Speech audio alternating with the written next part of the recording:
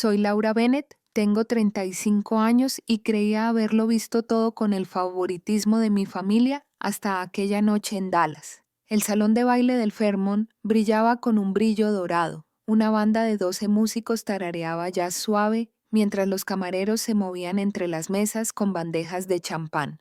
Mis padres celebraban el éxito familiar. Habían traído a familiares de 3 estados, llenando la sala de risas e historias sobre mi hermana, Chloe, su niña mimada, con un vestido rojo de diseñador que probablemente costaba más que mi paga mensual de despliegue. Me senté cerca del extremo de la larga mesa, todavía con mi uniforme de clase A del ejército, el mismo que había llevado en el vuelo de regreso a casa desde Irak hacía menos de 48 horas. Mis zapatos estaban lustrados, impecables, y mis cintas estaban perfectamente alineadas. Nadie me preguntó por mi servicio. Las tormentas de arena ni los soldados que había perdido. Estaban demasiado ocupados elogiando la nueva campaña de marketing de Chloe y su increíble ojo para los negocios. Yo seguía sonriendo, cortando mi filete en trozos pequeños y cuidadosos, intentando integrarme en la charla. La voz de papá resonaba por la mesa, orgullosa y resonante como siempre. Historias sobre el nuevo cliente de Chloe, su sueldo, el piso que acababa de comprar en Austin.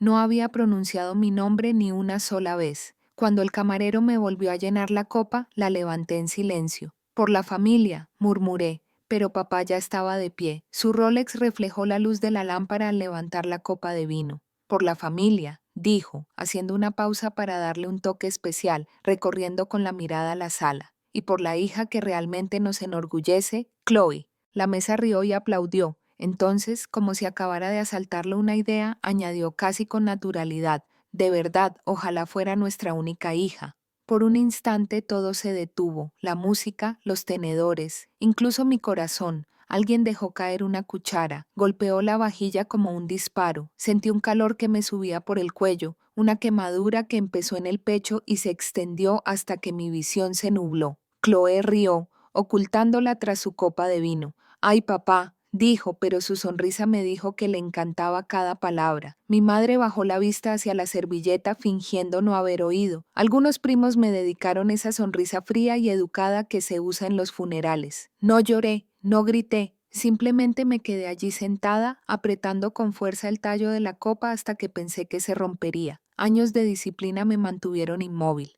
18 meses en Irak me habían enseñado a mantener la calma cuando el mundo se desmoronaba. Y, de alguna manera, esto me hacía sentir igual. Finalmente me puse de pie, lenta y pausadamente, con mi silla raspando el suelo de mármol lo suficientemente fuerte como para romper el silencio. Asentí una vez hacia mi padre. «Entendido, señor». Nadie se movió. La banda empezó otra canción, Something Upbeat, dolorosamente mal por el momento. Me di la vuelta y salí, con los tacones resonando contra el suelo como disparos lejanos. El aire afuera era frío y cortante. Aún podía oír sus risas a mis espaldas mientras me adentraba en la noche, las luces de la ciudad reflejándose en el latón de mi uniforme. Ese fue el último brindis que les dejé hacer por mí, y una semana después, su deseo se cumplió, pero no como esperaban. La noche después de la cena no pude dormir. Las luces de la ciudad se filtraban por las persianas de mi pequeño apartamento,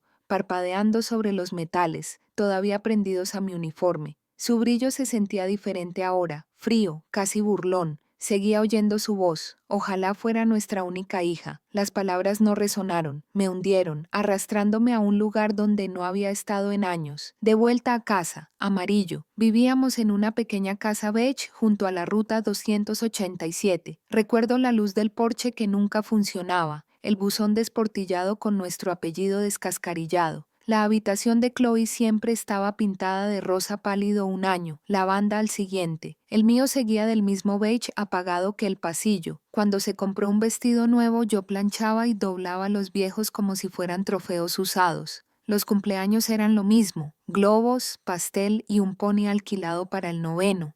Para el mío, un pastelito comprado y una palmadita en el hombro. Eres la fuerte, Laura, papá decía. No necesitas todo eso. Supongo que tenía razón. Aprendí pronto a arreglármelas con menos dinero, menos elogios, menos cariño. Cuando gané la beca completa para West Point, pensé que quizá eso cambiaría algo. Mamá miró la carta con los labios apretados. Militar, dijo. Eso no es para una dama, dijo. Dama como si fuera un título que no me había ganado. Aún así, hice las maletas y me fui. El día de la graduación fue un sol abrasador de junio que caía a plomo sobre las filas de uniformes planchados. Los cadetes lanzaron sus birretes al aire, los padres vitorearon, los flashes de las cámaras brillaron. Recuerdo aferrar mi diploma, observando las gradas. Todos los asientos donde debería haber estado mi familia estaban vacíos. Me quedé allí solo mientras la banda de música tocaba el himno. Los aplausos se desvanecieron en una especie de zumbido hueco.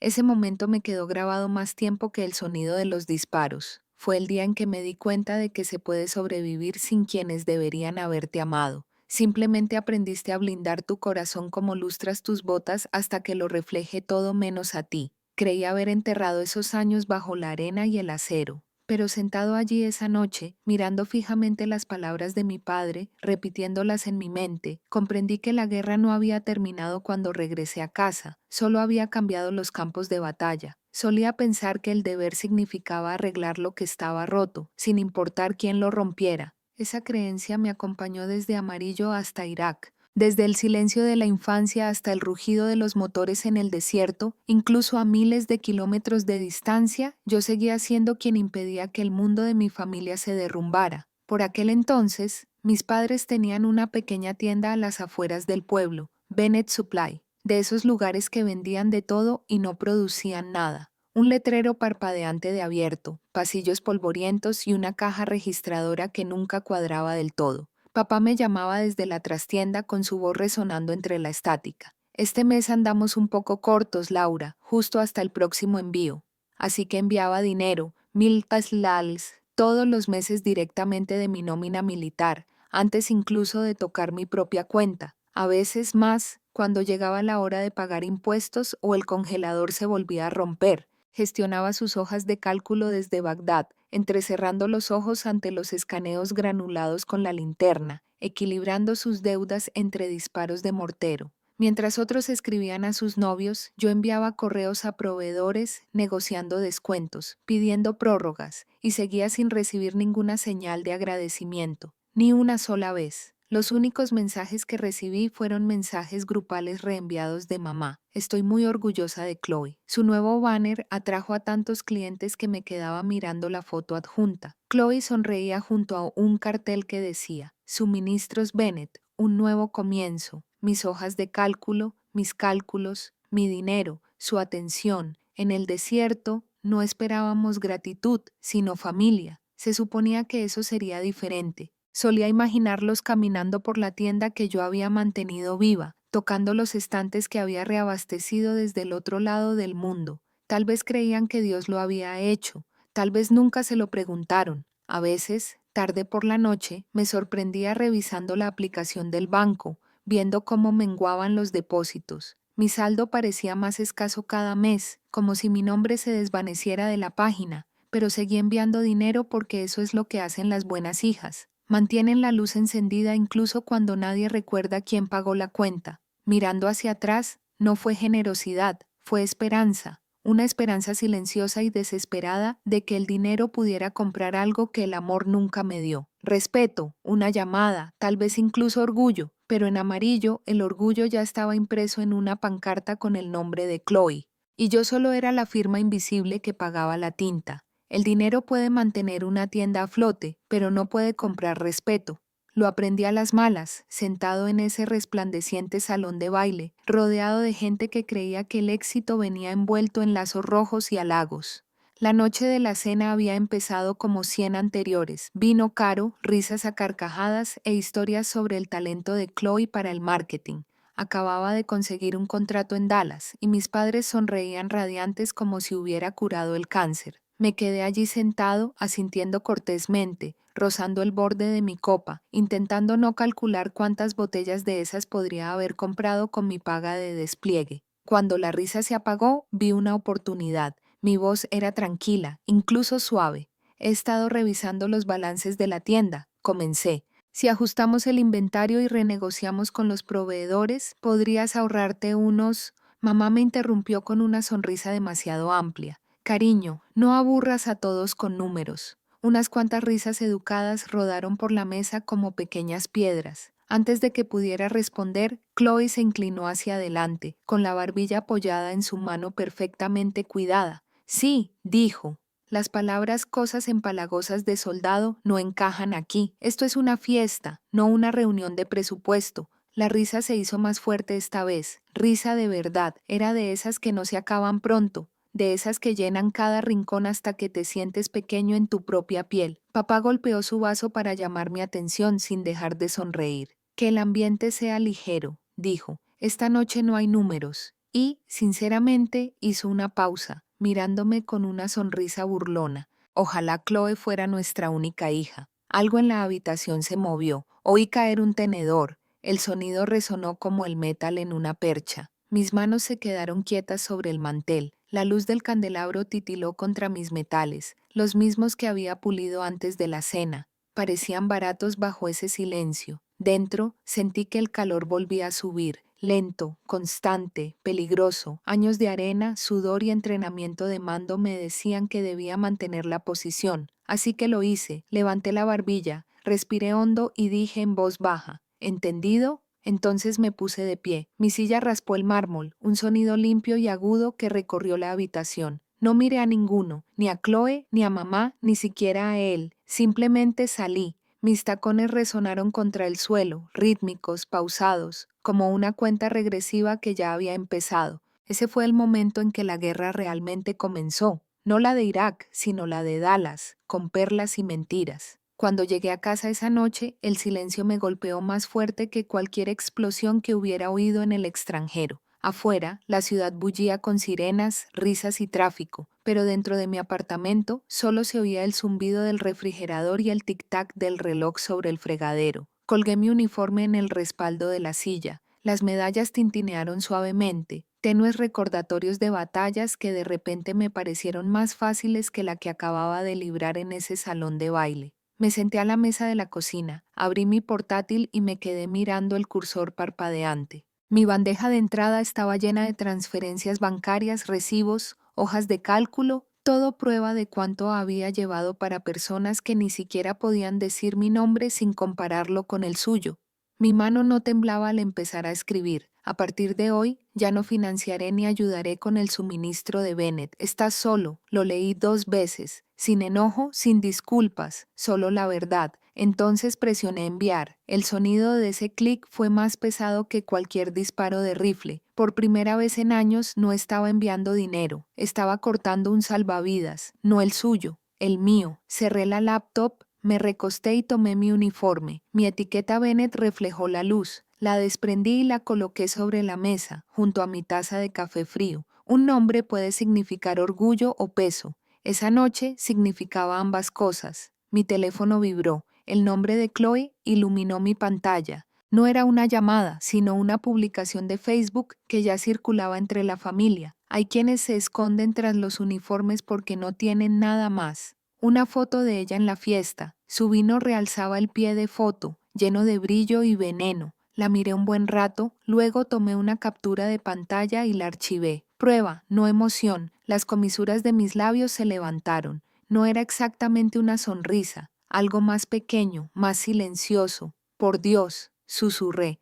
Las luces de la ciudad se filtraban por las persianas dibujando rayas sobre la mesa. Me quedé allí un rato escuchando el silencio de mi propio latido, acomodándose. Por primera vez no era la hija que intentaba demostrar su valía, no era el soldado que arreglaba el desastre ajeno, era solo una mujer que recuperaba su paz, un mensaje, un respiro, una ruptura limpia a la vez. A la mañana siguiente de enviar ese correo me desperté con 27 llamadas perdidas. Papá, mamá, incluso Chloe. No contesté ninguna. El aire en mi apartamento se sentía más ligero, casi limpio, como si el polvo finalmente se hubiera asentado tras años de tormenta. Pero la libertad tiene un sonido extraño, es silenciosa, y la tranquilidad puede hacerte recordar. Al mediodía, alguien llamó a mi puerta. 3 golpes cortos, firmes, deliberados, de esos que no se pasan por alto. Cuando abrí, allí estaba el general Marcus Hale, con uniforme impecable, cabello plateado y ojos que habían visto todo tipo de campos de batalla. Mi antiguo oficial al mando, amigo de mi abuelo, el hombre que una vez dijo, la integridad no es lo que dices frente a una multitud,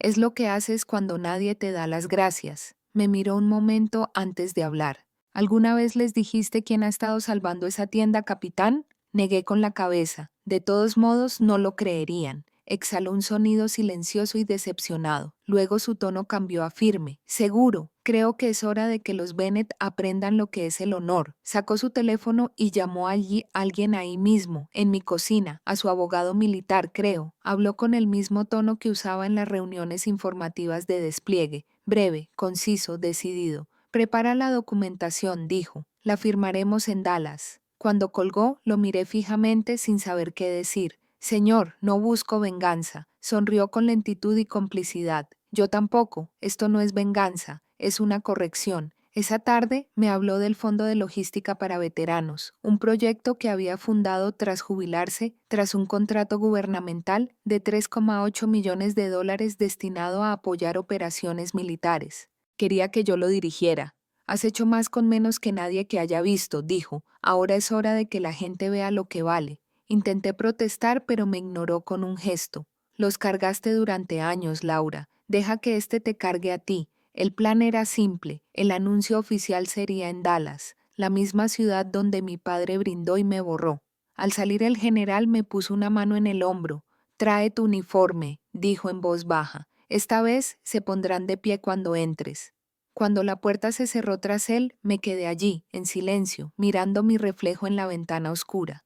La soldado que se había pasado la vida arreglando los desastres de los demás, por fin a punto de arreglar los suyos. 2 semanas después, me encontraba de vuelta en Dallas, la misma ciudad, un campo de batalla diferente. El aire afuera del ayuntamiento estaba cargado de calor veraniego, de esos que se pegan a la piel. Dentro, las cámaras cubrían las paredes. Los micrófonos apuntaban hacia una larga mesa de caoba cubierta con un mantel azul marino. En la pancarta superior, unas letras doradas decían: firma del contrato de logística de veteranos del Departamento de Defensa. Me quedé de pie tras la cortina, con los uniformes de metal prensado brillando contra la tela verde oscuro. Cada uno reflejaba la luz, la silenciosa prueba del paso de los años. Nadie en esa cena se había molestado en ver. El general Hale se ajustó la corbata a mi lado y se acercó. ¿Listo, capitán? Asentí. Siempre. Cuando subimos al escenario, la sala se quedó en silencio. Filas de funcionarios, reporteros y líderes empresariales locales nos miraban. La bandera de Texas ondeaba tras el podio, con un zumbido rítmico de cámaras.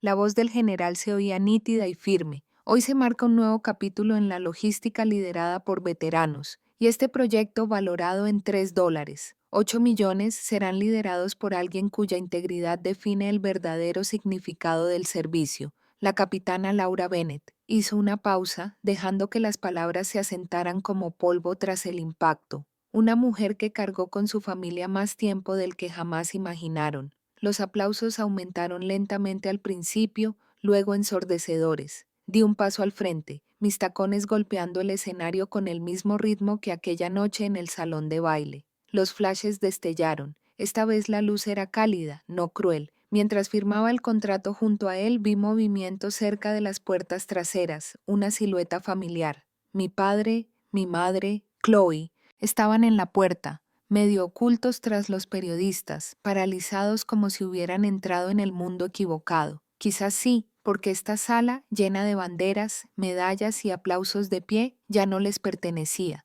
Entonces sucedió. Una orden tajante resonó entre el público. Capitán en cubierta, 200 veteranos se pusieron de pie y saludaron al unísono. El sonido era ensordecedor, no por el ruido, sino por la potencia. Me giré ligeramente y mi mirada se cruzó con la de mi padre al otro lado de la habitación. No habló, no tenía por qué hacerlo. Por primera vez me vio no como la hija que había despedido, sino como alguien a quien jamás podría menospreciar, controlar, quebrantar. Y en ese silencio, bajo el peso de su saludo, finalmente exhalé. Un año después, el mundo se sentía más tranquilo. No vacío, solo más calmado, como si el ruido finalmente se hubiera desvanecido tras una tormenta larga y brutal. Seguía en Texas, pero no en Dallas. Me había mudado a Fort Worth, a una modesta casa adosada de ladrillo con amplios ventanales y una luz matutina que se derramaba por el suelo.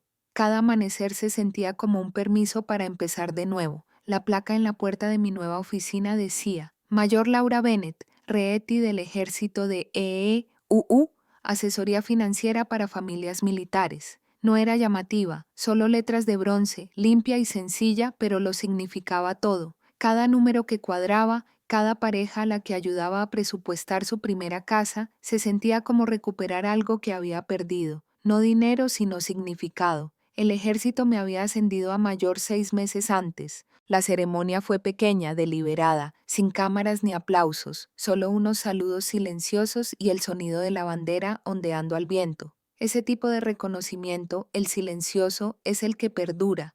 La noticia del ascenso llegó a Amarillo más rápido de lo esperado. Los pueblos pequeños siempre hablan. Chloe había perdido su trabajo meses antes cuando su empresa redujo su plantilla. La casa de la que mis padres alardeaban una vez también se vendió tras una ejecución hipotecaria. Se mudaron a un pequeño apartamento de alquiler cerca de Leech. No llamé, ellos tampoco. Algunas distancias no se miden en kilómetros. Entonces, una mañana llegó una carta, un sobre sencillo, la letra de mi madre, pulcra y lenta, en una sola línea. Por fin estamos orgullosos de ti, sin disculpas, sin excusas, solo 7 palabras que llegaron con una década de retraso. Doblé el papel una vez, luego otra vez, y lo guardé en el último cajón de mi escritorio. Ya no lo necesitaba. Esa tarde, mientras el sol se ponía tras el horizonte de la ciudad, me senté junto a la ventana con pantalones de uniforme y camiseta blanca, café en mano, el aire aún cálido del día. Por primera vez en años, no me sentí pequeña,